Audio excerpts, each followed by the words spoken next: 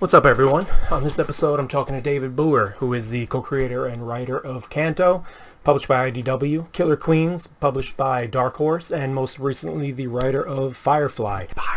Check out the timestamps below if you want to jump around, because we touched on a whole range of topics. I think my biggest takeaway might have been when David started talking about pitching and adding a personal touch to a pitch. He gives some awesome examples, goes into great detail, so be sure to check that part out. The first half, my audio is awful. It's garbage, so I definitely apologize for that. It gets better towards the later half of the video. So you can find me at James E. Roach on Twitter, Instagram, and TikTok. Enjoy the episode. Rubbish. It's all about story. It's all about story. And yeah, 100%. I liken it to driving on the freeway in your car by yourself, and cars are going past you. You're passing cars. Guess what? Every single one of those cars has a different destination. So you just need to keep your eyes on the road in front of you and wherever you are going, without worrying about how fast everybody else is going around you and where they're headed. It's just, you don't need any of that. Just keep your eyes on the road. That's Not you. good, I don't mean to personally attack you, James. It's the biblical all right. Like on my journey. No, that's true though. We're all on our own journeys. We'll get to where we're getting. Focus on your drive. Don't focus on, people swerving around or speeding up next to you. Yeah, because if you try to keep up with all these people going 100 miles an hour, you might very well crash. So you don't want to do that. You go.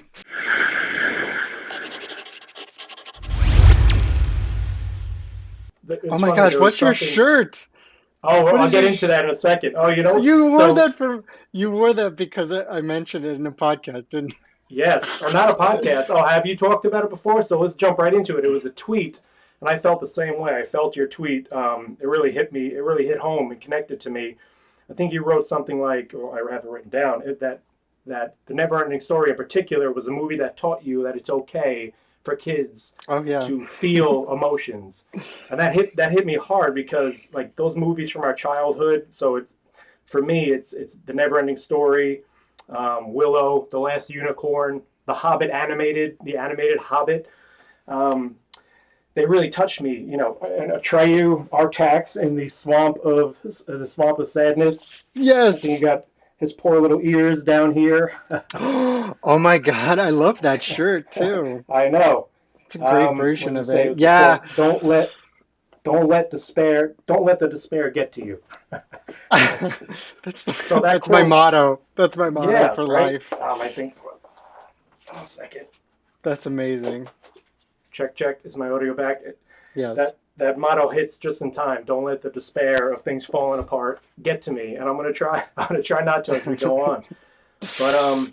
But yeah, man, that scene particularly. I mean, I still get goosebumps. That scene, the end when Atreyu stands up to Gamork and gives him the whole, I'm prepared to come die. For me, Gamork. I'm gonna die.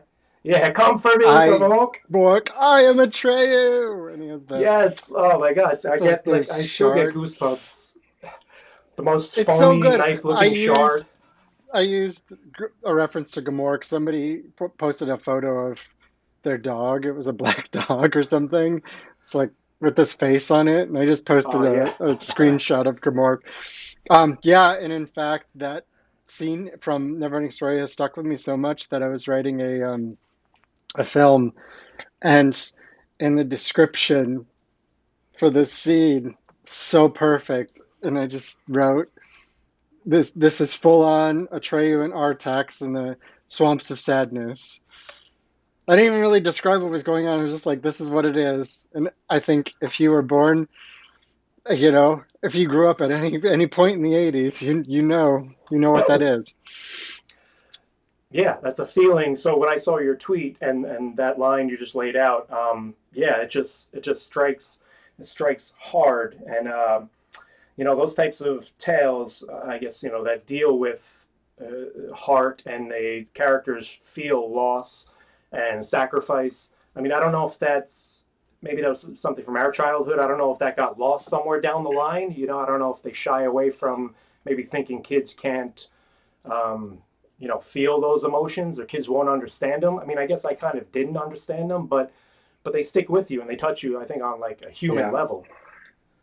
Yeah, and I think that it's a fear that if you don't make trolls and you don't make minions as far as animated movies go, if you go a little bit darker with things, that kids are not going to that yeah, you're going to turn off kids, you're going to turn off parents, they're not going to want to go. They just want this pure sort of shallow escapism. And I think we're evolving.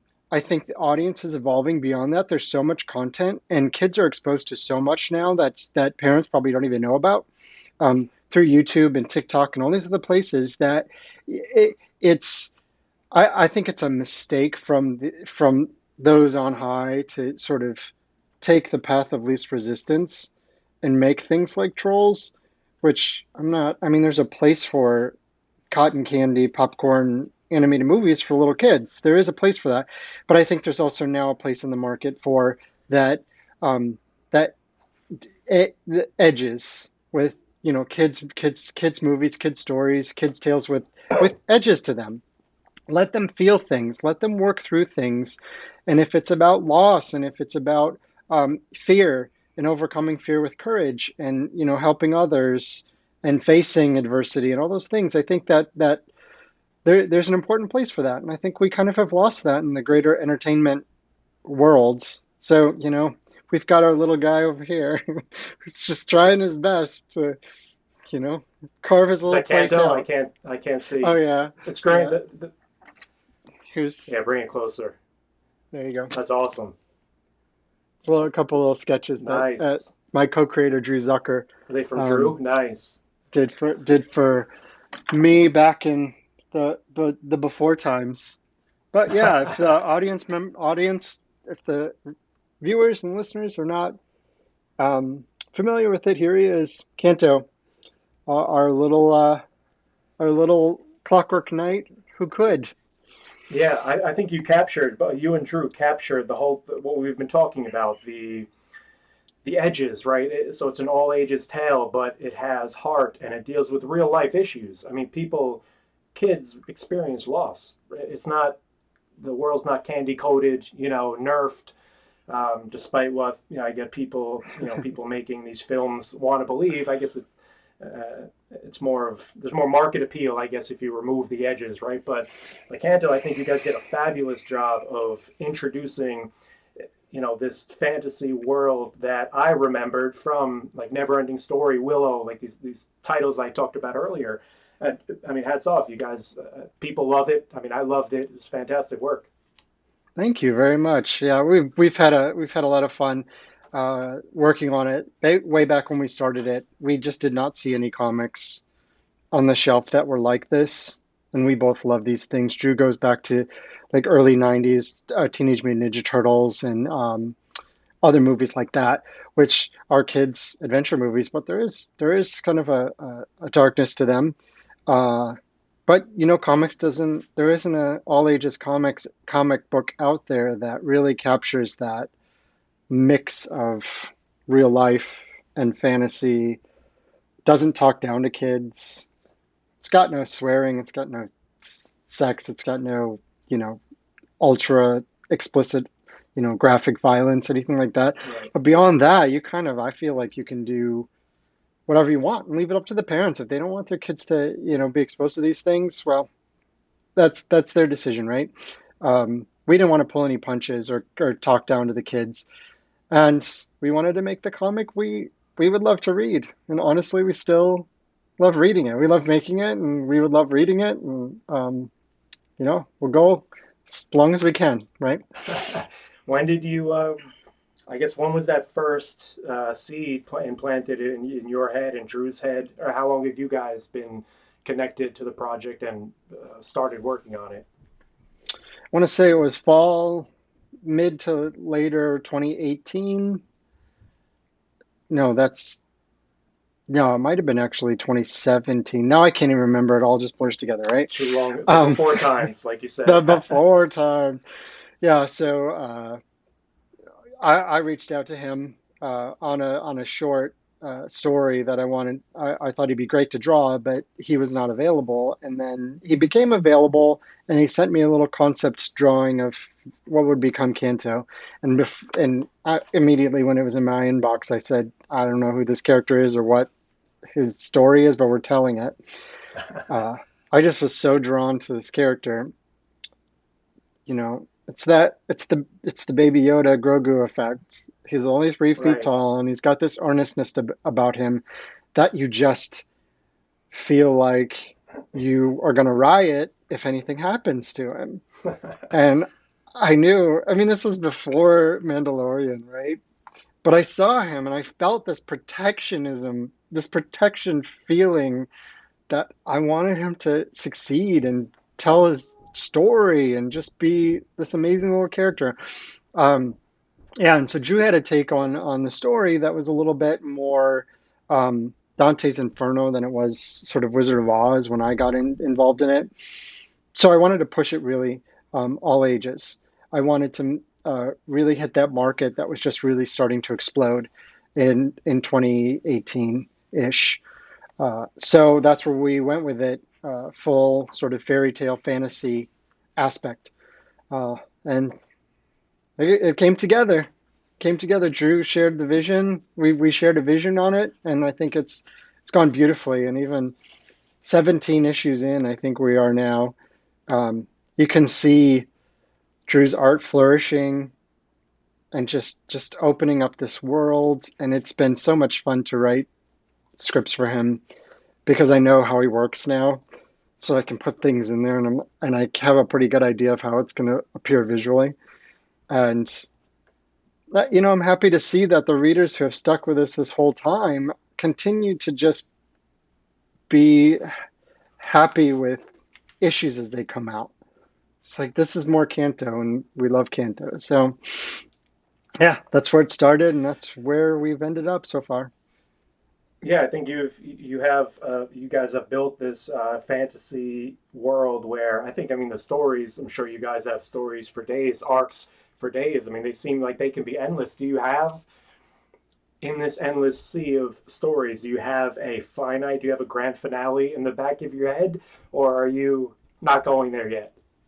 Yeah, we have a grand finale. So we've already this the first part of this year we were able to announce that IDW renewed us for two 6 issue arcs. So the one is right now, Lionhearted is coming out as we speak, and then the final sort of end to Kanto's meta journey, his Lord of the Rings, is going to end next year with a 6 issue story arc called A Place Like Home.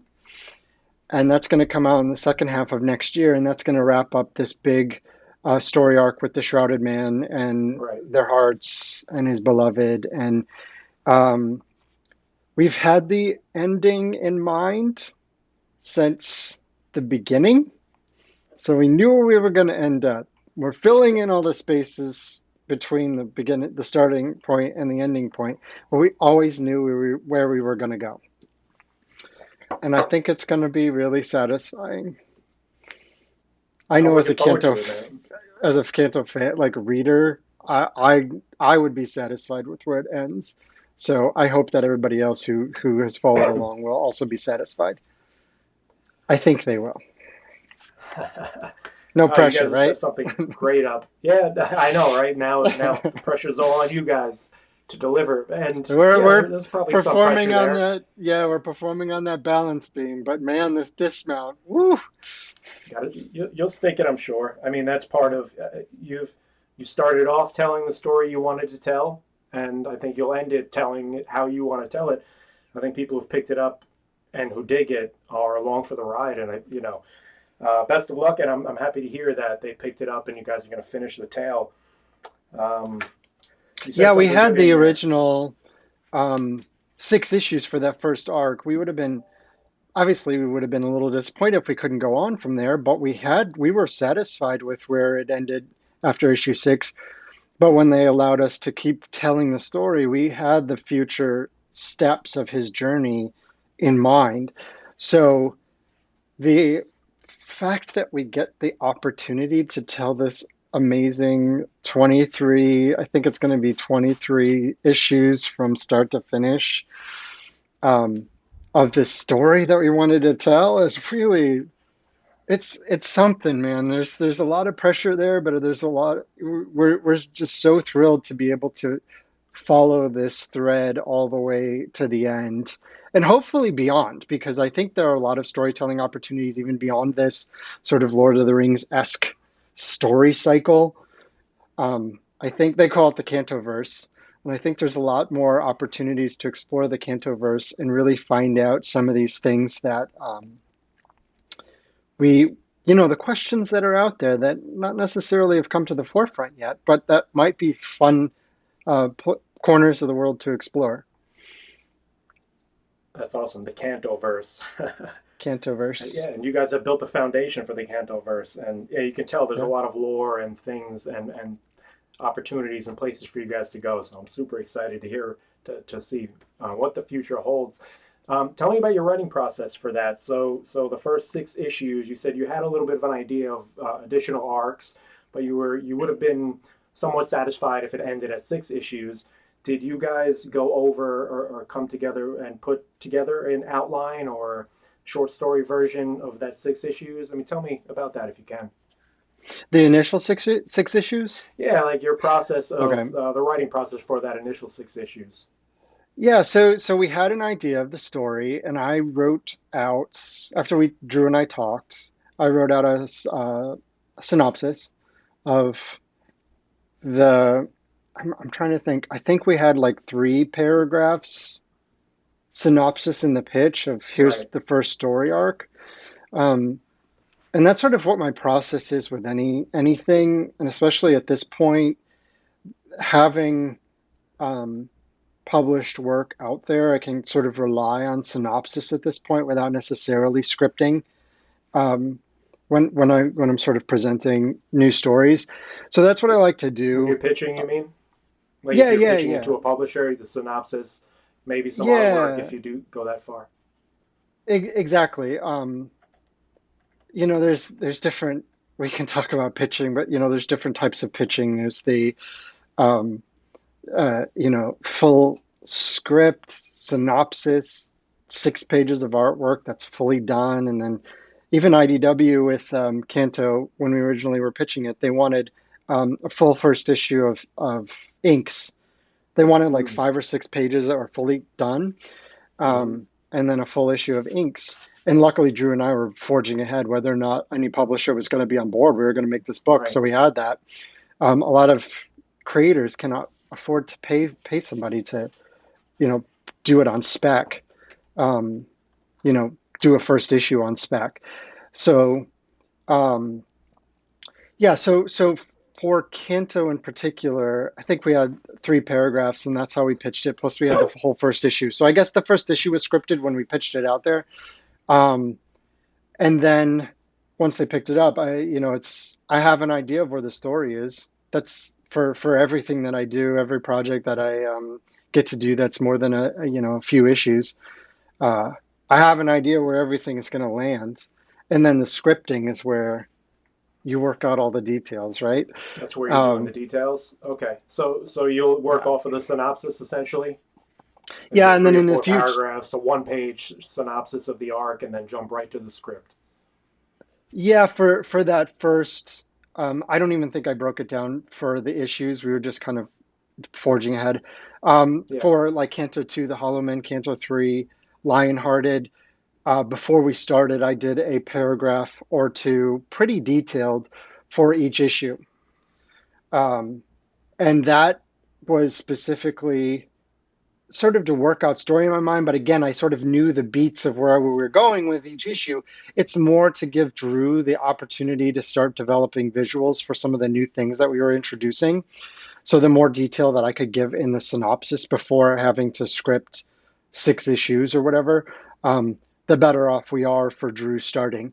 And then the process now is I'm about an issue and a half ahead of where Drew is working as far as scripts go. So we talk about story and that sort of thing, but I'm sort of feeding him scripts as he's becoming available to work on Right. the next issue. Um, and that's honestly where my groove is with all the different projects that I'm working on. My groove is two steps ahead, my friend, which is kind of scary, but also, Just keep staying ahead. No, I find yeah, myself like that's kind of where I am too. I have a few different, I guess, coals. Was it coals in the burner? Irons in the burner? irons in the Whatever the fire. irons in the fire. Yeah, Hmm. that one. I have a few different things going on. So luckily, I'm able, and with this show, and I got three kids, day job, Oh married. my God. So trying to, it's a juggling act at that point, right? And Yeah. staying two steps ahead is, something's chasing me the whole time, and it's right there, Yeah, you've and got I'm an just two angry two steps mob. ahead. You got an angry mob behind you of children and Oh, spouse them and too. Yeah. job and everybody. So just two steps ahead of everything, right? Yeah, luckily, yeah, right, exactly, and back to the comic side of it, with the artist too. I'm a little bit, maybe not an issue and a half, but I'm 10, 20 pages ahead of them. Yeah. So I have the opportunity to perfect my juggling act, and I kind of do something similar. My outlines are usually in like prose or short story form. I try to get not crazy detailed, but I like to hit a good amount of the beats, and let the other ones fall into place when I start writing the script. And this way, like you mentioned, it's a great opportunity to give that over to the artist and let them get the full Yeah. picture and scope of kind of where you're seeing things go, and let them start formulating, doing their magic and bringing the world to life and getting the artwork and the vibe of the scenery and the Story. setting and whatnot. Hmm. Yeah, and then there's the other layer of it too, is if you're working for somebody um, else that other editors, publishers, etc., and they, um, that synopsis, I put in as much detail as I possibly can because I want to convey my vision to them. Um, so if you're working in, if you're playing in somebody else's sandbox, I throw in a lot of detail. So really, it becomes translating the detail from the synopsis into script format rather Right. than, with my creator and stuff. I'm more open to keeping it shorter so that I can expand on it in the scripting. But work for hire stuff, you gotta make sure they buy into that vision, and if that means a 10-page synopsis of what everything happens, not page by page, but certainly that level of detail, then you have to do that. Right, and you have to become that's a you put your writing hat on and you're a storyteller. Like it's a pitch, but you want Hmm. them to get hooked to that pitch. So you want to hit all the Right. beats. You want to keep them interested. Maybe tease them a little bit till the next page. So you want to hide the reveals. So I can see that. Is that kind of what your process was for? Was it Firefly? So I'm sure that Yeah. had it had to be a similar detailed style pitch. Yeah. And in fact, they had the idea, they had the story that they wanted to tell. So that's what they gave me. And then I turned in, I want to say, 4, 5 pages of single spaced. It was a 40-page. Since this is a writers I'm writing, we'll get into the nitty gritty because I think it Please, actually was really please, effective. let's do it. It was 40 pages. It was a 40-page one shot. And so I took the 40 pages and I divided it into 4 acts, 10 pages per act. And so I said, Act One, pages 1 through 9. This is everything that happened in 3 really detailed paragraphs. And then Act Two, which is, pages 1 through 10, and then 11 through 20, and 21 through 30. And again, 3, 4 paragraphs of super detailed description of what I wanted to do. There were snippets of dialogue in there, and there were interactions with characters, and there were, references to the Firefly TV show and references to previous work that they sent me like the continuity stuff. So I had to be up to Right. date on the continuity to make sure I wasn't screwing anything up. So I was referring to the different episodes, and I was referring to different books that had been published and the comics and all of that super detailed. And even before I got to the actual pitch, uh, I I haven't really talked about this too much, and I don't know if I'm going to get in trouble, but Oh well. Oh well. Um, uh, no, I think I'll be all right. But the document I sent over to them, even before I got into the story that I wanted to tell, I had a paragraph at the front to say, this is the tone, this is the type of story that I think this should be. And it's a story about Simon and River and about their bond as brother and sister and everything Simon sacrificed to get her out of the academy, to get her to Persephone, to get her with the crew of Serenity and on the ship to get them to the rim planets and away from the Alliance. So it's the story leading up to everything that he sacrificed to save her from the academy.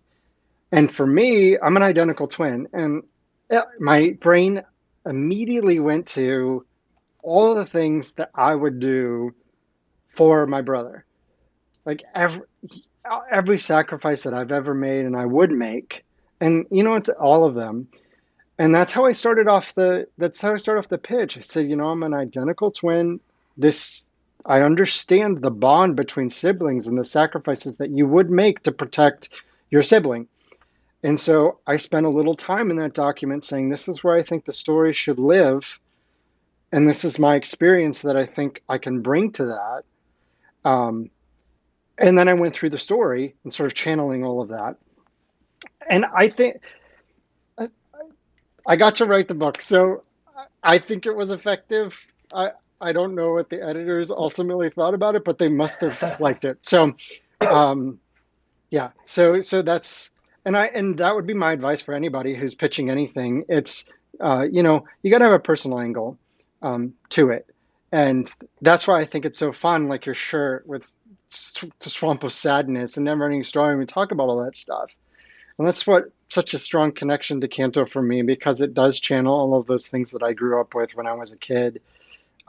All of those fantasy movies. I don't think we've mentioned Secret of Nim, but that was something that really stuck with me.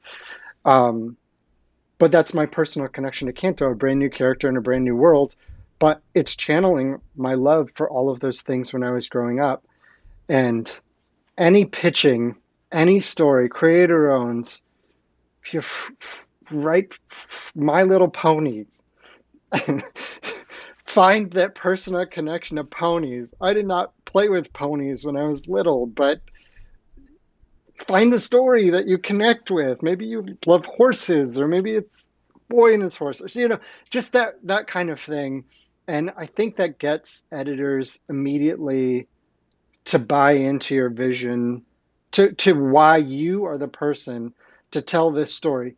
So many people could have told the Simon and River story, um, but I just presented myself as somebody who wants to tell it and has maybe a perspective on it they could bring that would really make it shiny.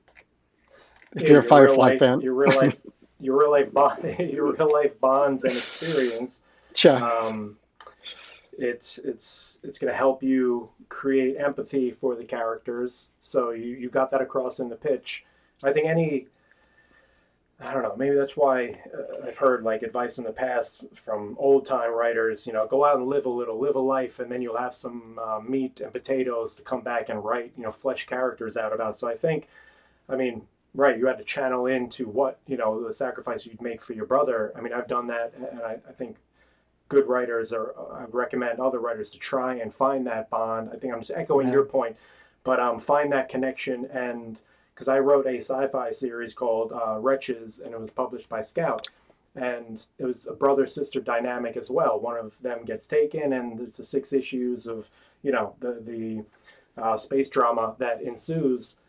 But I came from that place of I have 3 siblings, 3 younger siblings, and I just put myself in that dark place, right? And that kind of makes it real. And you have It to go to does, those and places to flesh them out and make the reader feel that empathy for the characters. I think. yeah, and also, I mean, if you're looking at trying to get work, there's 1,000 writers in line behind you who could probably adequately tell the story that you're telling, right?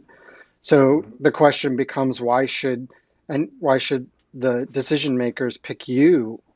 why are you the one over everybody else to tell this story? Because you have the Um, most Twitter followers. yeah, but yeah, I don't know. No, It's ridiculous. But bad that's answer. I'm just such a kidding. huge factor. Sales is such a huge factor in everything. Right, And it's true. I don't begrudge using social media as a proxy for sales projections, but it's just you also have to be the person, you got to be the right person for the story. And There's a I balance, think right? it's a balance, and I think sometimes writers when they start out, they're afraid to um, bring that authenticity. They're so focused on story and they want to tell this particular story that they forget, they sort of leave aside the aspect of it that you've got to convince the decision maker that you know not only take on the story because it's a cool story, but why are you telling it? Why do you want to tell it? And really wearing that on your sleeve, I think a lot of writers, it takes time to um, it takes time to internalize that. So when you start out, I've read so many pitches where it's just like big sci-fi world, sci-fi story, action, adventure, humor, all the things. It's like you put them in the stew and you taste the stew and it's like, well, I mean, all the ingredients are in there, but It's the same it's stew. only okay, right? Um, Yeah. it's that extra thing where you come out of the gate and you say, I know this is two parents fighting their way across the galaxy to recover their kidnapped child. But I don't have kids. But if I was pitching that kind of story, I would say, I have kids and I know what it would be like. And I know how far I would fight if one of my kids got taken and what I would do. And starting out a pitch like that, I think people are automatically on board with, okay, well, you can set it on a distant planet or in space or underground or in the future or in the apocalypse or whatever you want to do, but they know that you're coming from a place where you're the only person who can tell this story because it's your experiences there. That's powerful. That's great advice, man. I'm gonna rewatch that and use that in future pitches because I don't think I've had in any of my one or two or three successful pitches. I don't think I've pulled and tried to get that across, and I think that's probably why a lot of them probably failed. Right? I think missing that, to your point, if you're trying to tell a sci-fi story, many people can tell that same story, so that personal touch Yeah. um, is important, man. That's great I'll give you advice. a I'll give you a very specific example in my own life. It's a little early to share details of the story, but um, it is I'm working on this story and it's very grounded sci-fi, but in a world where there's this technology and it's a big technology and it's like sweeps it's all over the world. And but the way I told the story, my husband and I, for the last almost 20 years, have raised retired racing greyhounds. And Okay. one of the reasons we have done that is because these are absolutely stunningly wonderful dogs as pets, but they are born to work and to race. And when they're done for the longest time, that's it. That's their life is over. And adopting them as pets and seeing how wonderful they are, it broke my heart because these are such great dogs. And the story that I'm telling is big sci-fi, fantastical, but it's really about valuing greyhounds after their racing life is over. And it's I channeled that very specific experience into this very big story. And I think that when I get in the room to pitch it to places, that's my very personal connection to it. It's like a girl and her horse, a, a boy and his retired racing greyhounds. And I think that's what grounds it so much. So you can go as big as you want, but if you grounded it in that little kernel of real Yeah. life, I think that Yeah. people are really ready to support you. And that's that That's heart that's in the background of the story, the underlying heart that people, that readers connect to. You know, while the space drama is right. happening, there's that little kernel that touches them and that they can feel in their own lives and Yeah, relate to, and that's in the background. yeah, That's awesome. I start finding now as I get more series under my belt, um, that themes that keep reoccurring for me are things like family loss. Those are kind of the main two. So I lost my mother when I was about 18 or 19. She passed of cancer in her early 40s. You know, crazy. wow. But I'm the oldest of Sorry. three, so I have three little sisters who are now, two of them are now my kids' age. So I can't even imagine losing, a mother. So I think a lot of that is hidden in the background of my storytelling, and I didn't quite recognize it at first. Now I'm kind of writing, harnessing back to the NeverEnding Story. I'm writing a fantasy story, a graphic novel. Scout Comics picked it up, fortunately, so it's going to be a full graphic novel, 120 some odd pages, and it's got, it's that kids all ages fantasy tale with a little bit of edge to it, but it Right. features, the main character early on in the first 10, 20 pages, loses her mother, and her dad's Yeah. out of the picture for various reasons. No spoilers here, but I think, yeah, I mean, I know that that's how I put myself into the work, and I started realizing it after I pitched this, or maybe during the pitch. um, I subconsciously was injecting this into Sure. my stories. So now that I kind of know it, yeah, it's eye opening. I guess it's therapeutic in a Yeah, way too. and I hope if it's comfortable. Obviously, that's a very personal experience for you, and I'm very, I'm very sad that you had to go through that, and your siblings are still probably dealing with those repercussions and of that Thank you. loss. Um, if if if it's comfortable for you when you're promoting the book, I think that little bit of vulnerability and little bit of openness, if you're comfortable talking about that, is can really endear the readership to the story. And again, even though it's fantasy and it's big and it's outside of your practical any of our everyday experience, if you really take that tact of this came from a place of your own emotional journey from that loss. I think that's a very powerful way to market your the story, to promote it and talk about this story, and it becomes very personal, even though it's big fantasy. Yeah. And I think that that's honestly that's why readers are going to pick up your book, is not because it's a fantasy story. People love fantasy, of course, but it's because they might feel like they've got a little bit of a connection to you now because you've channeled your experience into your story. Yeah, that's the first time I've even talked about it on here. I think I found myself steering away from it in a few conversations.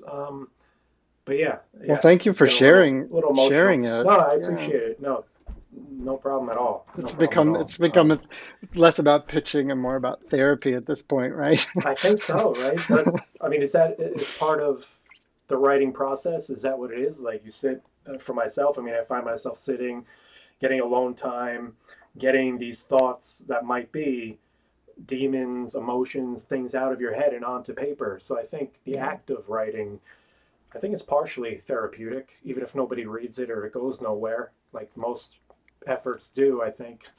Well, I mean, you may not have even realized that you were still carrying, emotions with you from that loss had you not written this story and then taken a step back and realized, oh wow, I'm actually channeling that.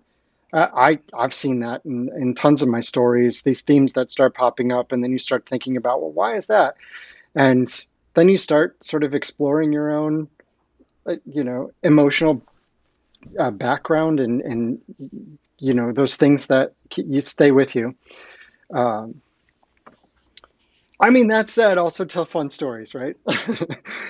You have Yeah, to have the no, it's a little bit craft. of it's a So little bit of everything.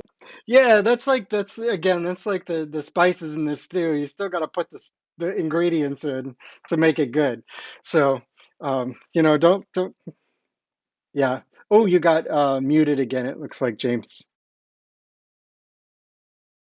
You were saying the sizzle. You still need the sizzle. That Yeah. other stuff is You like still the need this. underlying thing. Yeah, you still need the steak. The You can steak. add Yeah, the sizzle, exactly. but you still need the steak. Right. There it is. Oh man, do you remember the first comic that you wrote, Oh and yeah. did you make it? Did I make did I make the comic? Oh yeah. Yeah, Um, you mean did it get published? It was published through Vault Comics, my first one ever. Um, that's a good one. yeah, so that was my first opportunity. It was a story that I really loved, and it took many different formats over the years. And then eventually, I'd been going to San Diego Comic Con for a very long time, and decided let's try this story as a comic. So I put together a pitch for it, and they really liked it, and so we ended up bringing it to life. And of course, very it had a very strong but very limited audience. We'll just put it that way.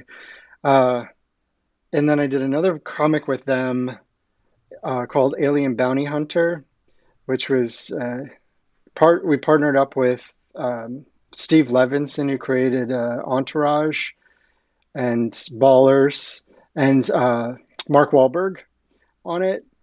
And we got to tell this I knew super. it sounded familiar. I kind of vaguely remember that when I was making the rounds.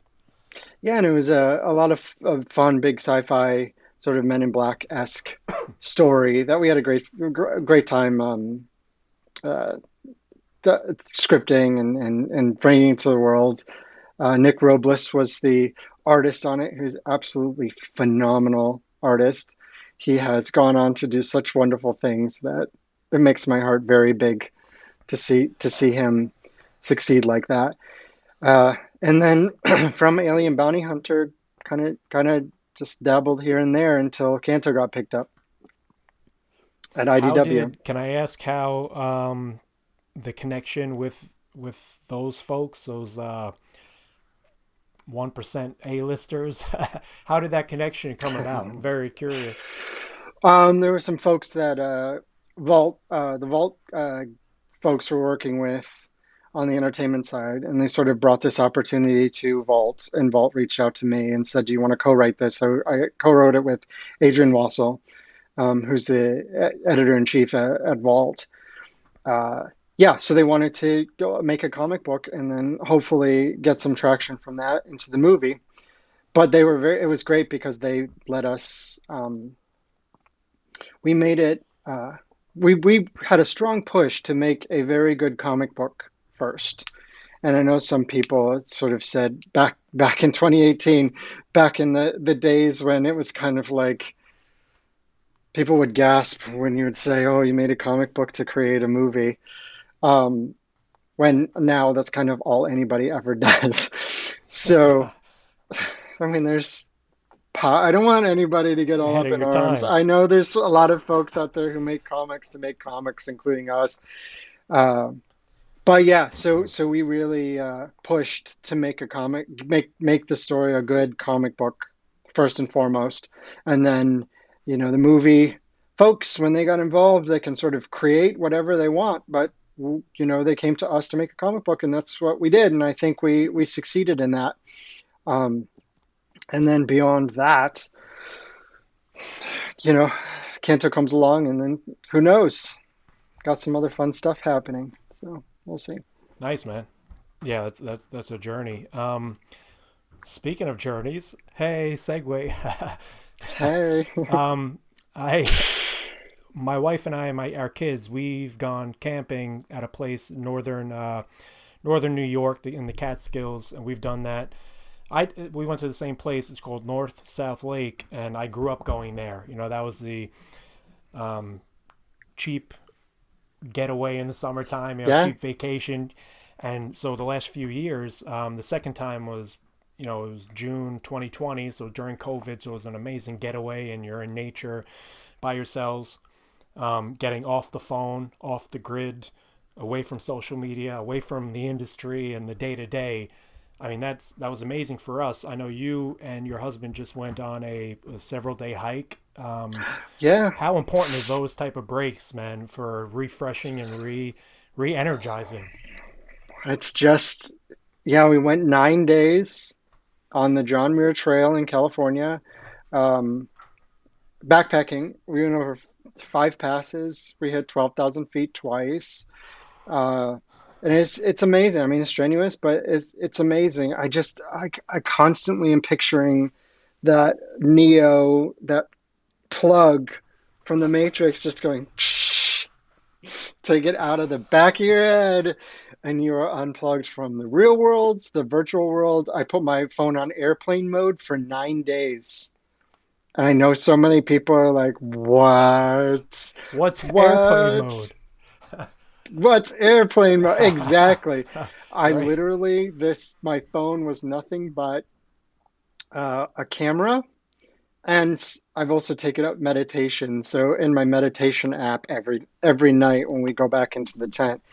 And I have to tell you that coming back, it took me a full week for my brain to finally get plugged back in. It's just that it took about 3 days of me with the inclination. We all have the inclination of reaching into our pocket and pulling out, checking that pocket phone, and it's constant. And it took me about 3 days to finally stop that compulsion to reach into my pocket and get my phone, unless I want to just take a photo. So by the time, so we've done this. This is our third leg of the John Muir Trail. We did the first leg was 7 days and about 50 some miles in 2017. And then 2019, we did 13 days and 105 miles. And this time it was 9 days, 65 miles. And I think the last leg is about 7 days where we climb up to the top of Mount Whitney, which is the highest peak in California. That's amazing. That's definitely a bucket list item as the kids get older. I definitely want to do multi-day trails, Oh, it's backpacking. I mean, that had to be beautiful. I think I saw a couple of pictures. It's just, it's just amazing. It's a it's great comparison amazing. of unplugging and just Oh, now you're out there and like the mundane or the things that didn't matter. You kind of realize what didn't matter and what does matter and it's a living in the hundred moment and all that percent. stuff. It Right? It was refreshes you.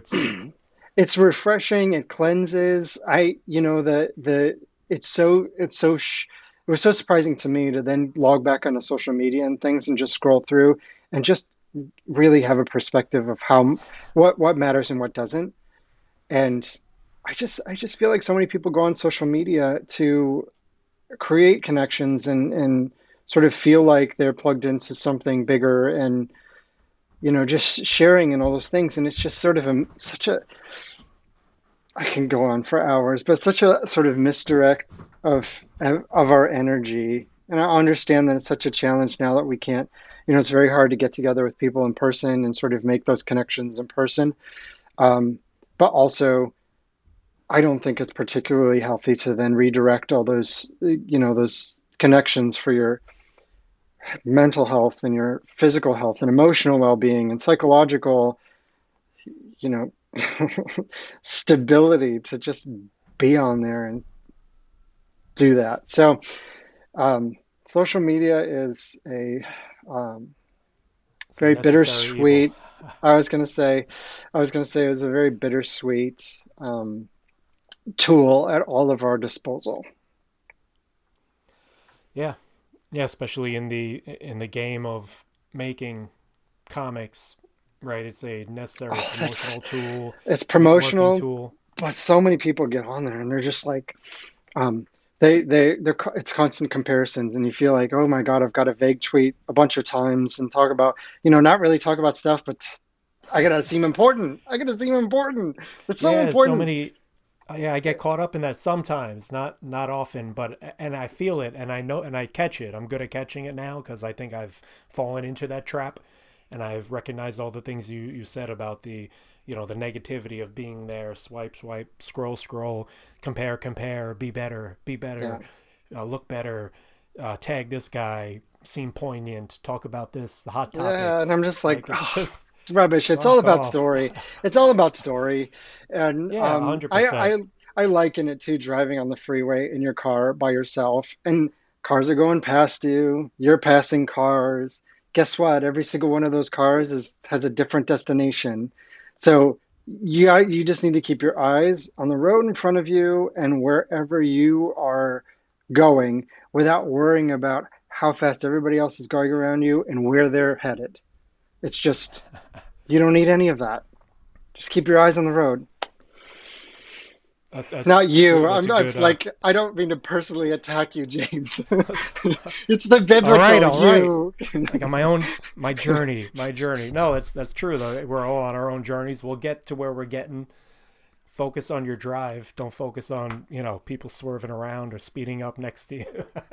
Yeah, because if you try to um, keep up with all these people going 100 miles an hour, you might very well crash. So you don't want to do there you that. go.